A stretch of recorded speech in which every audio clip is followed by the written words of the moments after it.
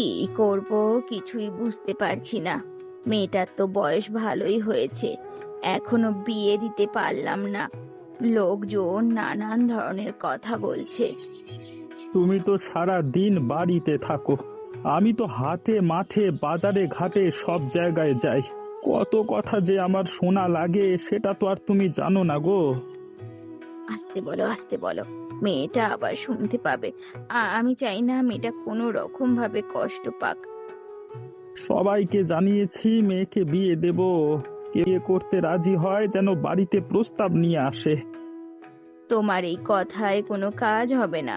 কেউ ইচ্ছে করে তার ছেলের জন্য কুঁজো মেয়ে ঘরে তুলবে না গো। তুমি এমন করে বলছো কেন? আমাদের মেয়েটা কুঁজো হলেও মেয়েটা কত লক্ষ্মী।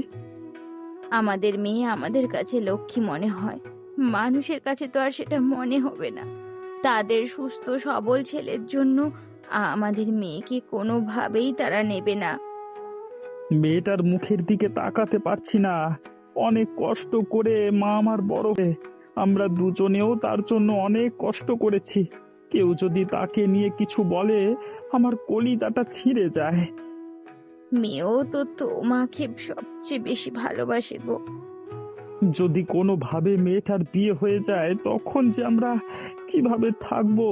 পুজো হোক বা যাই হোক, মেয়ে তো আমাদেরই। সেসব কথা আমি মনেও আনতে পারি না, জানি না কি করব।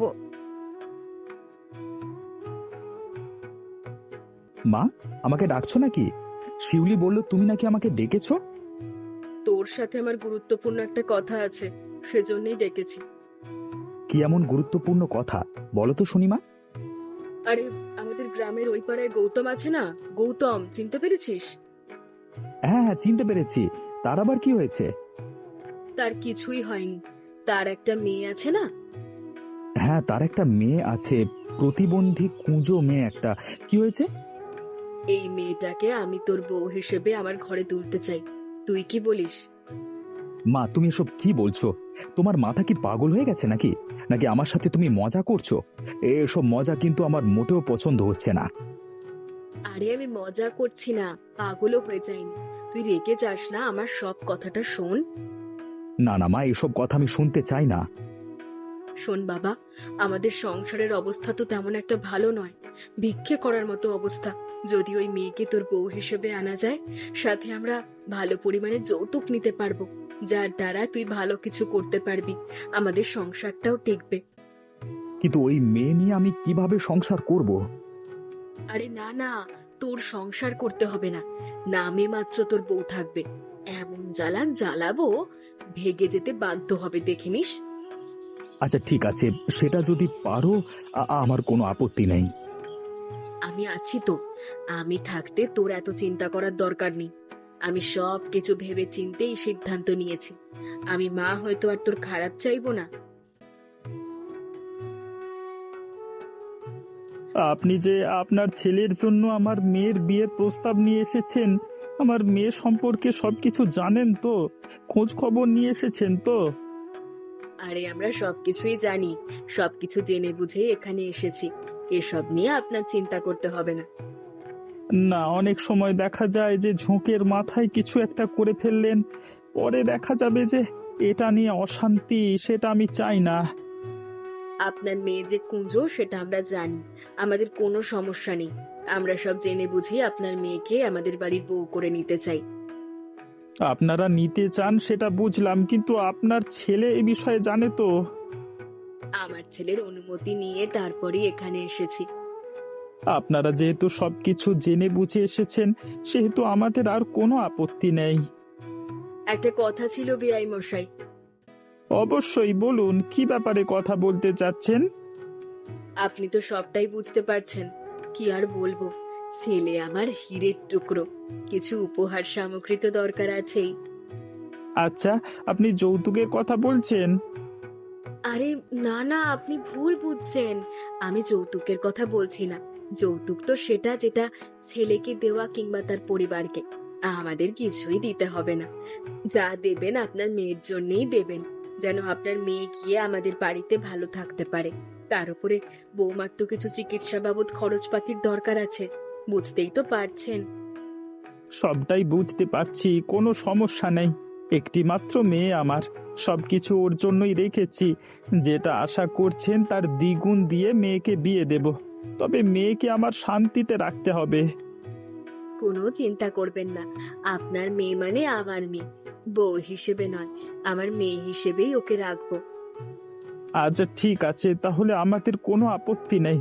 কবে আপনাদের সুবিধে হয় খবর পাঠাবেন, দিন তারিখ ঠিক করে, হ্যাঁ? আচ্ছা ঠিক আছে, আমরা তাহলে এখন উঠি।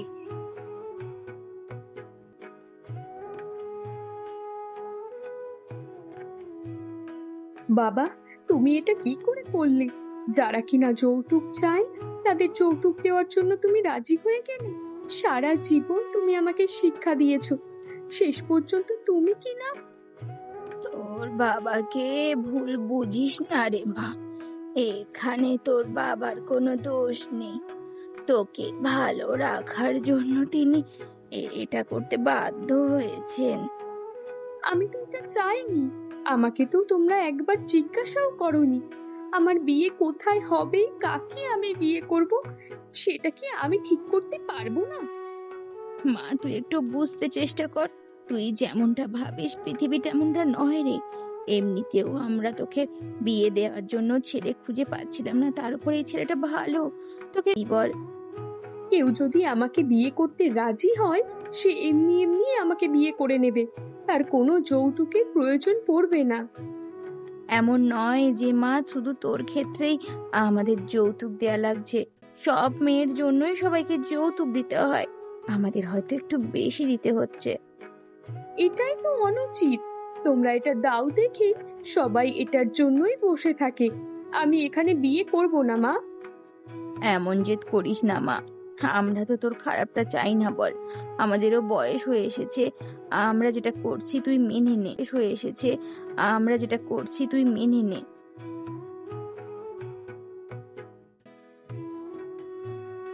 এ কি, তোমার এত বড় সাহস? তুমি কিনা আমার খাটে বসে আছো? এত বড় সাহস কোত্থেকে পেয়েছো তুমি শুনি? এ তুমি কি বলছো? এটা তো আর এখন থেকে তোমার একার খাট নয়, এটা তো আমারও খাট। আমি তো এখানে থাকবো। মা তোমাকে বলে যায়নি তুমি আমার খাটে ঘুমাতে পারবে না, তুমি নিচে ঘুমাবে? আমি তো কখনো নিচে ঘুমাইনি, নিচে ঘুমানোর অভ্যাসও নেই আমার। আমি কেন নিচে ঘুমাবো? আমি তো আপনার স্ত্রী। এসেছে আমার স্ত্রী হয়ে। স্ত্রী না স্ত্রী, সব ঢং করা আমার সাথে চলবে না। আর একটা কথা কান খুলে শুনে রাখো, কখনো আমার উপরে স্ত্রীর অংশীদারিত্ব ফলাতে আসবে না, তাহলে কিন্তু ভালো হবে না বলে দিলাম। আপনি আমার সাথে এরকম খারাপ ব্যবহার কেন করছেন? এরকম খারাপ ব্যবহারই যেহেতু করবেন, তাহলে আমাকে বিয়ে করেছেন কেন? বিয়ে করেছি কেন বুঝতে পারছো না? তোমার বাবা যে যৌতুকের টাকা দিয়েছে তার জন্য বিয়ে করেছি। আমি তো আর সেজন্য আসিনি, আমি তো এখানে সংসার করতে এসেছি। আমার মেজাজ খারাপ করবে না। কুঁজো আছো অমনি থাকো, না হলে কিন্তু মেরে তোমার কুঁজো ফাটিয়ে দেবো। চুপ করো একদম, হ্যাঁ। হ্যাঁ, কি তোমার এখনো রান্না হয়নি? দুপুরের খাবার কি সবাই রাতে খাবে নাকি? কাজে ফাঁকি দিচ্ছ নিশ্চয়। এসব তুমি কি বলছো কবিতা? আমি কেন কাজে ফাঁকি দেব? কাজে যদি ফাঁকি না দাও তাহলে তো এত দেরি হওয়ার কথা নয়, আরো আগেই তো রান্না হয়ে যাওয়ার কথা।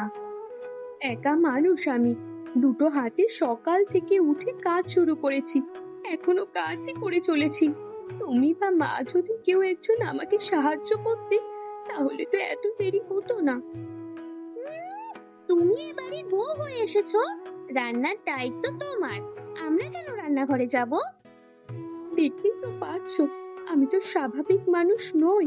তোমাদের তুলনায় আমার কাজ করতে অনেক সময় লাগে, সেজন্যই দেরি হচ্ছে। দেরি হলে কালকে রাত থেকে উঠে রান্না শুরু করবে। আমরা তো আর তোমার এই কারণে প্রতিদিন দেরি করে খেতে পারবো না। আচ্ছা ঠিক আছে, কাল থেকে না হয় আমি সকাল সকাল উঠেই রান্না বসিয়ে দেব। কখন উঠে রান্না বসাবে সেটা তোমার ইচ্ছা, দুপুর হওয়ার আগেই যেন আমরা খাবার পাই, এটাই হলো আসল কথা। এর বাইরে গেলে তার ফল কিন্তু ভালো হবে না, কথাটা মনে রেখো। আচ্ছা ঠিক আছে, আমার মনে থাকবে। এসব নাকি কান্না চোখের পানি দিয়ে কোনো লাভ হবে না। ওসব সাবধান, বাবার বাড়িতে গিয়ে করবে, বুঝেছো? স্বামীর বাড়িতে সব ন্যাকামো চলে না।